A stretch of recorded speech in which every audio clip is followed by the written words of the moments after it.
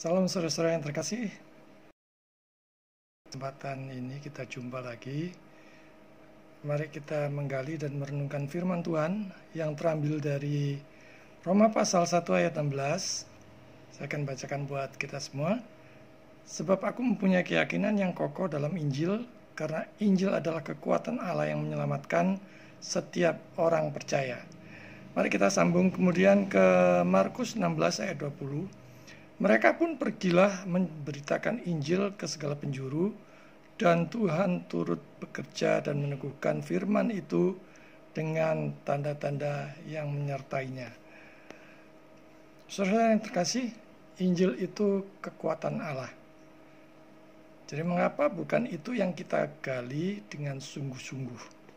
Mengapa bukan itu yang kita sampaikan dan beritakan?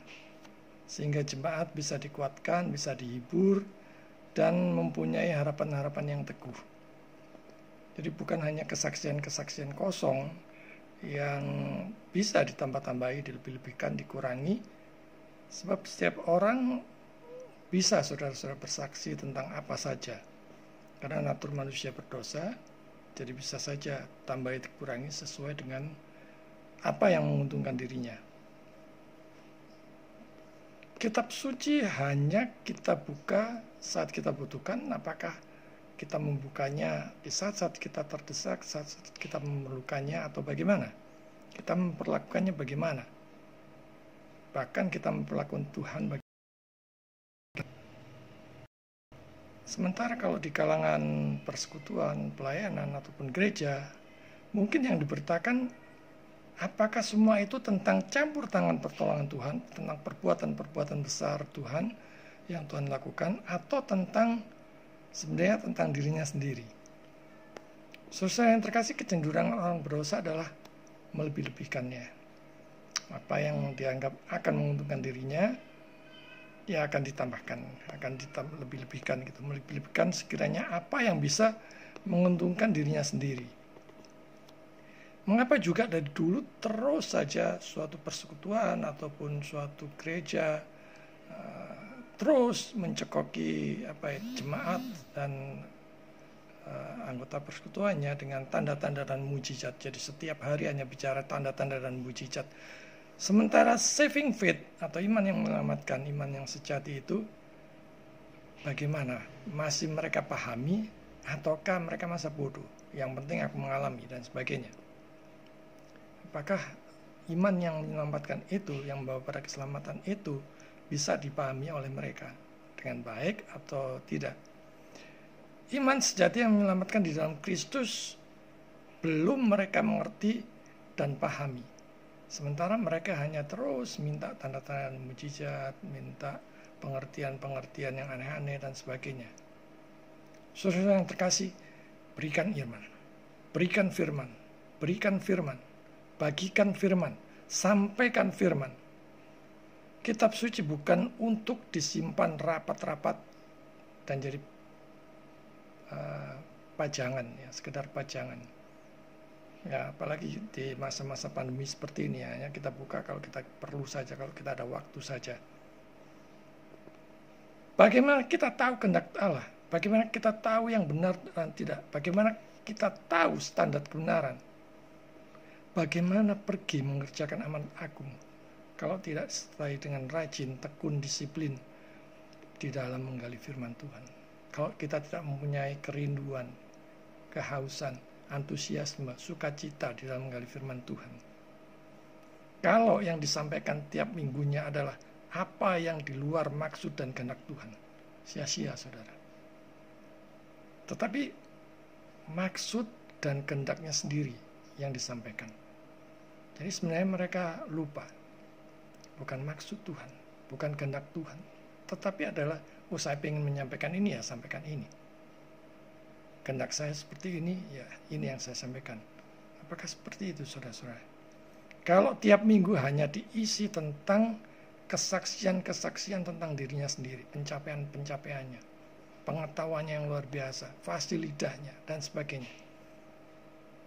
Saudara-saudara yang terkasih, kalau hanya sekedar motivasi dan hal-hal pragmatis dari minggu ke minggu, dari tahun ke tahun yang disampaikan di dalam suatu momen gereja, Saudara-saudara yang terkasih, saudara panggil saja kayak ketua RT ya, untuk naik mimbar begitu ya. Tidak perlu sampai sekolah teologi, saudara.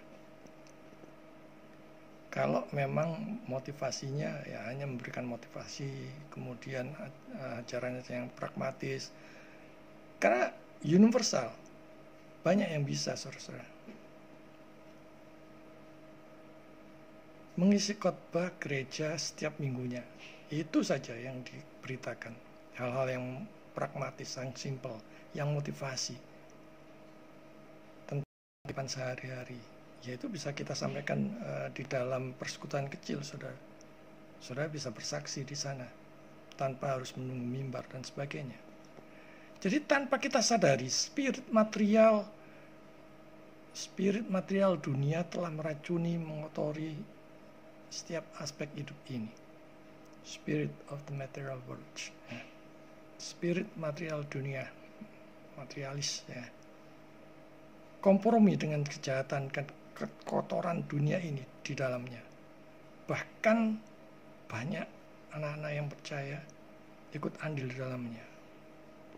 Ya sudahlah, toh semua orang korupsi, akhirnya ikut korupsi.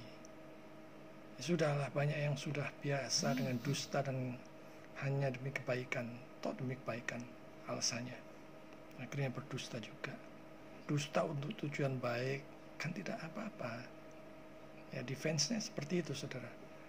Padahal itu untuk ambisinya sendiri dan sebagainya. Cemar dunia juga mulai tak luput masuk ke beberapa gereja. Artinya kalau rugi, ya tutup gerejanya. Kalau untung, cuan, ya buka cabang lagi dengan merek yang sama. Seperti franchise, saudara. Kalau dipikir-pikir seperti franchise. Dan saya pernah mendapatkan sharing dan keluhan dari seseorang yang beragama lain, kemudian masuk Kristen. Ternyata kekristenan itu sama seperti franchise, ya. Seperti itu, saudara, yang dia tangkap. Artinya buka gereja seperti buka toko, seperti buka usaha. Motivasinya cari untung ketimbang mencari jiwa-jiwa bagi Kristus. Saudara, saya mau mengajak kita semua untuk memperlengkapi jemaat dengan bagaimana menggali firman Tuhan dengan baik. Bagaimana supaya mereka mempunyai antusias di sana, menumbuhkan maksud dan kehendak Tuhan dalam firman Tuhan yang digali.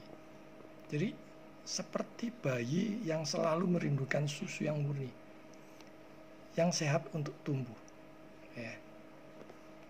Kalau bayi itu mau tumbuh sehat, dia harus diberi susu yang murni, saudara.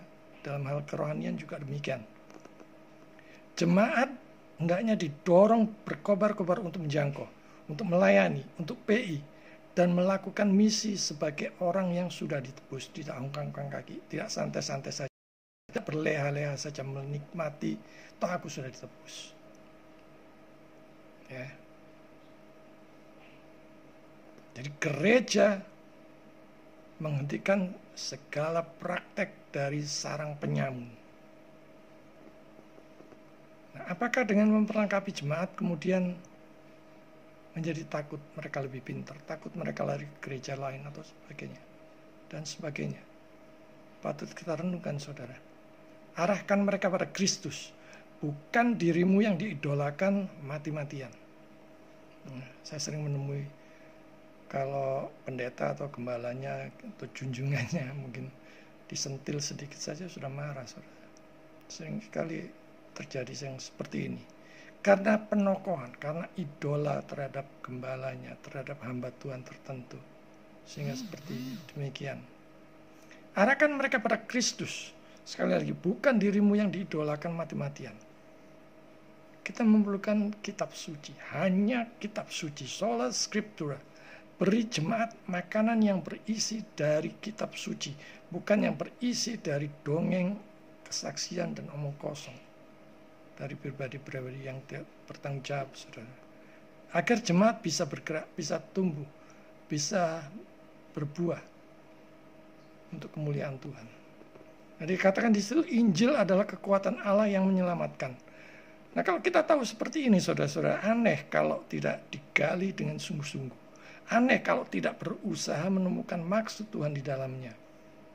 Aneh kalau firman Tuhan dinomor duakan, dinomor sekiankan.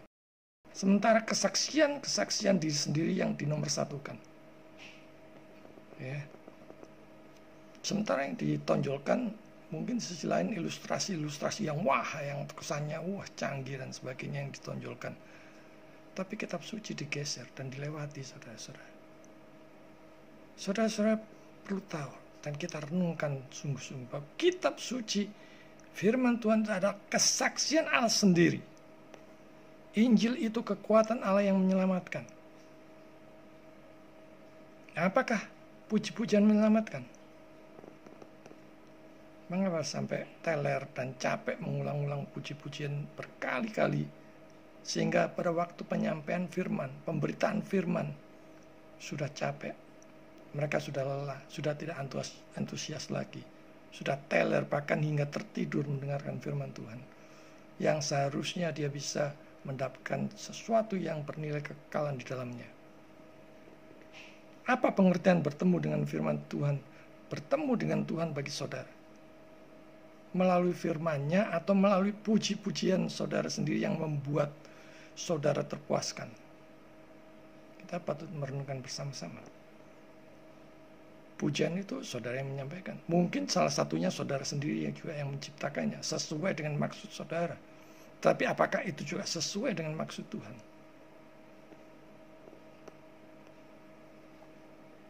Saudara-saudara yang terkasih, percaya juru selamat. Saudara selamat. Saudara tidak percaya juru selamat, saudara binasa di dalam kekekalan. Sebenarnya berita itulah yang sangat penting, yang harus kita deklarasikan, harus kita sampaikan, harus kita suarakan, harus kita gaungkan kemana-mana. Baik offline maupun online. Sang Rasul mengajukan tuduhan keberdosaan terhadap semua daging. Menyatakan satu-satunya metode pembebasan dari penghukuman dengan iman dalam belas kasihan Tuhan hanya melalui Yesus Kristus, saudara-saudara. Kemudian membangun di atasnya kemurnian hati, ketaatan yang penuh syukur dan keinginan yang sungguh-sungguh untuk meningkat dalam semua rahmat dan anugerah Kristus yang tidak dapat dihasilkan oleh apapun selain iman yang hidup pada Kristus. Jadi kalau iman saudara mati, kalau saudara tidak mempunyai iman terhadap Kristus, hidup saudara sia-sia. Allah adalah Allah yang adil dan suci. Dan kita adalah orang berdosa yang sungguh-sungguh bersalah, yang sungguh-sungguh butuh juru selamat. Renungkan jika hidup saudara saat ini penuh dengan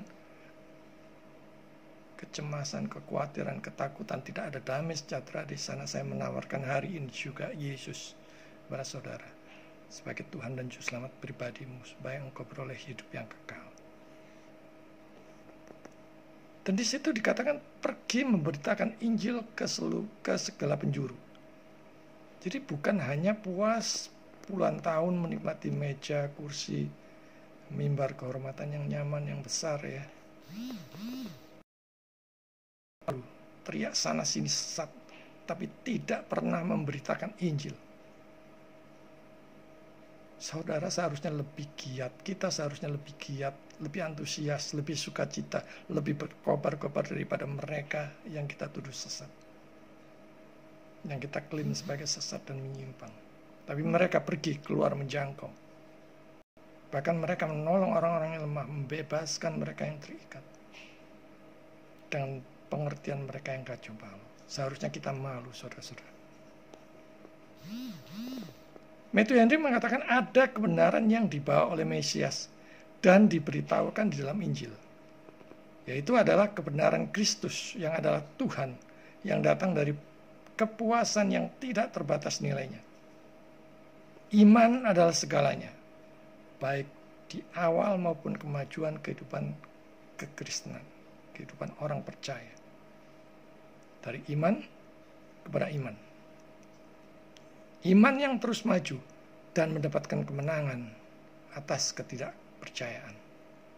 Nah, saudara-saudara yang terkasih, di tengah-tengah pandemik sekarang ini bisa dilakukan dengan gadget ya. Kita bisa melakukan secara online, live streaming dan sebagainya. bahkan pertemuan-pertemuan untuk bersekutu, bisa menggunakan Zoom ataupun Google Meet dan sebagainya. Online live streaming, lakukan segencar mungkin di mana Injil bisa disuarakan di mana-mana. Apalagi kalau kita baca ya, bahwa PBB mau bikin tatanan dunia baru dengan menolak segala sesuatu yang bersumber dari kekristenan. Juga mereka tidak ingin mengikuti nilai-nilai kekristenan. Nah, orang-orang yang kita sebut sesat, kita sebut menyimpang itu, juga mau berkorban, keluar menjauh. Bagaimana dengan kita? Seharusnya kita lebih lagi dalam berkorban, pergi keluar menjangkau jiwa-jiwa ya, meskipun di tengah pandemi ini tentu atas dan dengan protokol yang ketat. Mau bersih, berkolaborasi, bekerja sama dengan gereja-gereja lain yang masih membutuhkan bantuan, terutama mereka yang merintis, saudara-saudara. Selama Yesus ditinggalkan di sana, mengapa tidak bekerja sama? Mengapa tidak saling mendukung? Gereja bukan hanya istana megah yang penuh dengan hiasan, ya katakanlah kalau bahasa hiperbola gitu, emas berlian dan berbagai fasilitas kenyamanan ya. Misalnya AC yang sejuk, kursi yang empuk yang nyaman, yang sampai mendengar firman gitu, tidur gitu ya, tertidur gitu. Ataupun LCD yang raksasa harganya miliaran, puas dengan itu, saudara. Itu semua sementara. Gereja juga adalah mereka yang percaya Yesus tapi terpinggirkan, terasingkan, tidak diperhatikan, diacukan dan dibiarkan dalam jalan menuju kehancuran. Ada suatu momen, suatu saat di mana energi kita akan habis. Energi mereka pun akan habis kalau berjuang tidak berkolaborasi dengan yang lainnya. Tidak berlipat ganda. Tidak memanfaatkan semua sumber daya yang ada. Tidak bekerja sama, bersinergi satu dengan yang lainnya dan sebagainya. Mari juga peduli dengan gereja lain, bahkan dengan yang sedang merintis sekali lagi. Jangan alergi karena beda merek. Kecuali ya mereka memang sesat ataupun menyimpang. Itu pun kita masih bisa mengarahkan mereka. Mereka yang meninggikan Kristus adalah juga anak-anak Tuhan. Kita mungkin bangga memberikan bantuan sana sini untuk ya sekedar supaya masuk headline, masuk berita dan sebagainya. Tapi masa bodoh dengan saudara yang lain, bahkan yang ada di depan mata saudara, yang ada di sekitar kita. Kiranya Roh Kudus senantiasa menyertai, meneguhkan firman dengan tanda-tanda. Jadi itu bukan membuat kita semakin terikat dengan tanda-tanda atau tergila-gila dengan tanda-tanda, tapi itu meneguhkan bahwa firman yang kita beritakan adalah membawa keselamatan. Itu berarti bisa apa saja yang Tuhan kehendaki. Rasul Paulus katakan, celakalah aku kalau tidak memberitakan Injil. Saudara yang terkasih, sebagai orang yang sudah ditebus, apakah kita cukup puas dengan tidak melakukan apa-apa bagi Tuhan? Dengan bermalas-malasan, berleha-leha, banyak alasan, mungkin sedang sibuk, mungkin sedang bisnis, mungkin sedang mencari pacar dan sebagainya. Dia sudah mati menebus kita.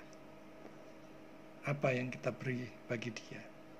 Saya mau mengetik John Owen yang cukup bagus dalam quote-nya yang sederhana. Faith empties the soul of its own wisdom, understanding, and sufficiency, so that it may act in wisdom and sufficiency of Christ. Jadi iman mengosongkan jiwa dari hikmat, pemahaman, dan kecukupannya sendiri, sehingga ia dapat bertindak dalam hikmat dan kecukupan di dalam Kristus. Jadi saya mau mengajak saudara cukup di dalam Kristus. Kalau saudara puas dalam Kristus, maka saudara akan mensyukuri segala sesuatu yang Tuhan berikan. Kristus memberi kita hidup. Karena itu hiduplah di dalam Tuhan. Karena itu hiduplah di dalam Dia. Injil adalah sekali lagi kekuatan Allah. Itulah yang harus kita gali dengan sungguh-sungguh, yang kita beritakan, yang kita suarakan, yang kita sharekan kemana-mana, baik itu melalui sosial media ataupun live streaming yang lainnya, supaya dunia tahu berbagai problem dan kesesakan boleh terjadi, saudara. Dan sekalipun selesai tuntas, itu nilainya adalah sementara. Persembahkan hidup kita bagi Tuhan, kan manapun yang Dia mau, dan gunakan segenap kemampuan saudara untuk Tuhan. Bersama Juru Selamat, kita hidup selama-lamanya. Tuhan memberkati.